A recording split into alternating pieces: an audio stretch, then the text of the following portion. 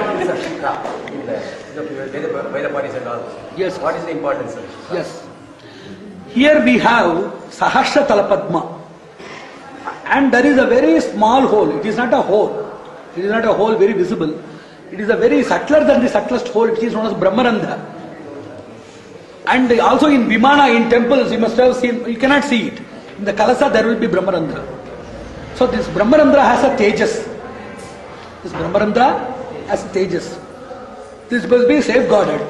Only when a person, he just bundles his hair, you know that it has static electrical impulses.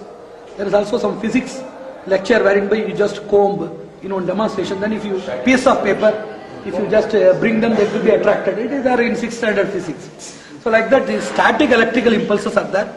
But you must not try to connect it with a bulb or tape recorder. It is bioelectronic in nature. It is known as bionics. That is why people used to say, the problem with mechanical instruments is, they are not giving you real energy. You are having a bionic field. They are having a geonic or metanic field or mechanical field. Both things are contradictory to each other. Like that, by collectively bundling this, there are two things.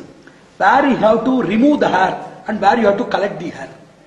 This is, if you want to create a centralized pressure, you might have read about centripetal and centrifugal forces.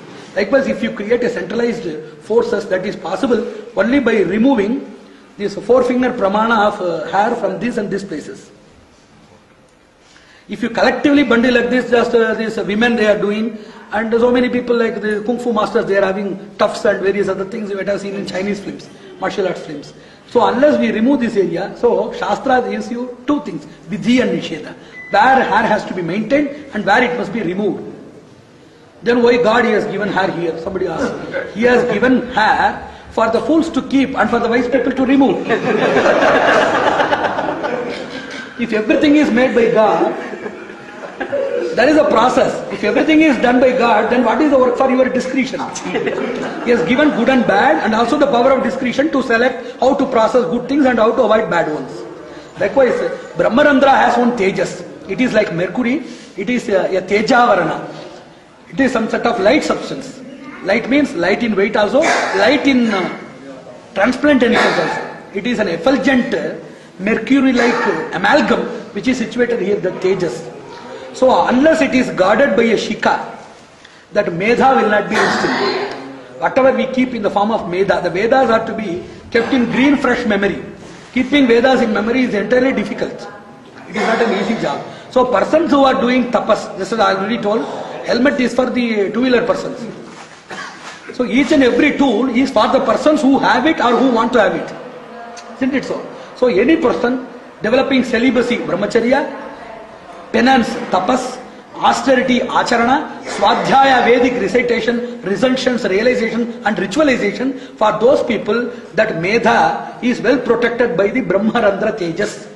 As it should be properly protected by a strong pressure. Whenever you just pressurize and bundle here, immediately by that pressure I have already told, yesterday I have told, whenever we move our particles in posture, whenever something is loosened or hardened, immediately lot of small caps are opened and locked. Likewise, whenever you bundle this, immediately this negligible pressure by you are offering by the bundling process, then you must not just crush and crack it and pull it like that.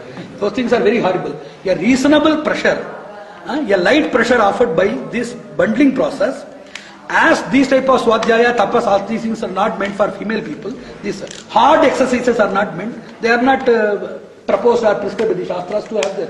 Whereas we naturally, we have to possess, unless we have some disease in the head, or we are bald-headed, or we are blank in our external beauty.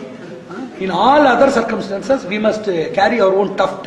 It is for protecting the Brahmarandra tejas, which protects our medha. This medha gives us determination to continue our penance, to continue our austerity, and to be totally a blemish-free knowledge, and its flow by your explanation and exposition will be maintained by that. So that is the reason for shika. There are innumerable shikas also. One is, there is Gokshura is there, Aswakshura is there, then Lavakshura is there. These things are colloquial names. I am telling about Shastric names. Then Purva Shika and Upper Shika is there. Purva Shika is, they will keep here. There is only one Shika known as Purva Shika. Only Shika must be kept here. But due to the invasion of culture and change of time, it has shifted to two places. One is here for Nambudris and one is here for the Upper Shika people. Though actually Shika was only here. Because you know that Shika means the flame. How the flame of the Agni goes. Have you seen the flame of fire? How it goes? Upward. Like this. Like that here you have to prescribe the Shika.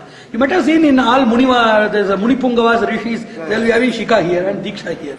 So Shika is here as per the Shastras. Now due to the various transformations of social standards, now the Nambudris and Chidambaram Dikshita, they are having Shika here. Now this Afra, yes, here. Like one side ear of Mickey Mouse, huh?